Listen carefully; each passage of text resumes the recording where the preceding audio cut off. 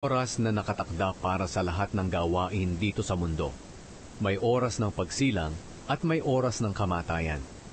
May oras ng pagtatanim at may oras ng pag-aani.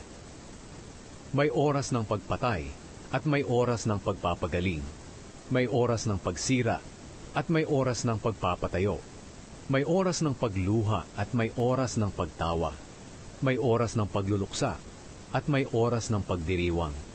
May oras ng pagkakalat ng bato at may oras ng pagtitipon nito.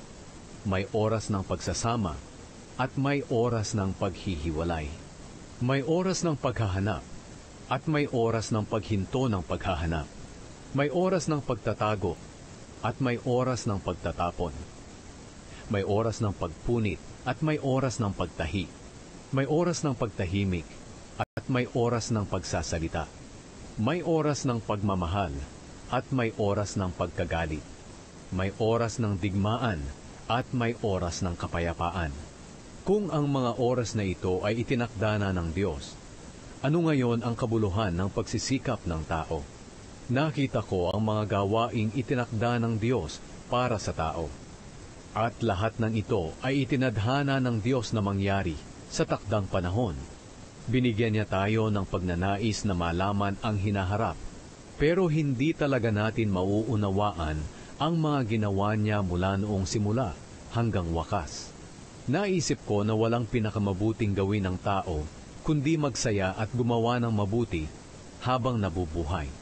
Gusto ng Diyos na kumain tayo, uminom at magpakasaya sa mga pinaghirapan natin, dahil ang mga bagay na ito'y regalo niya sa atin.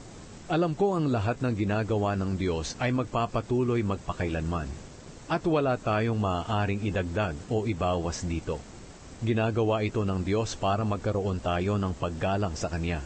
Ang mga nangyayari ngayon at ang mga mangyayari pa lang ay nangyari na noon. Inuulit lang ng Diyos ang mga pangyayari.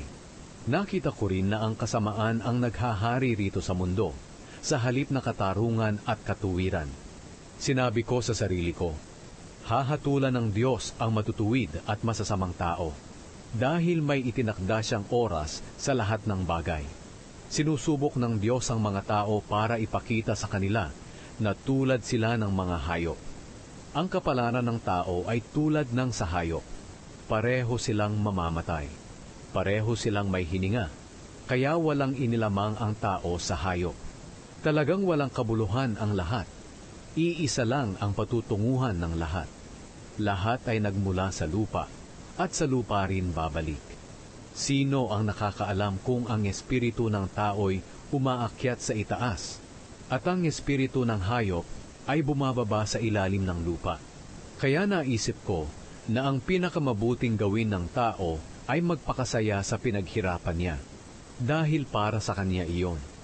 Walang sino mang makapagsasabi sa kanya kung ano ang mangyayari kapag siya ay namatay.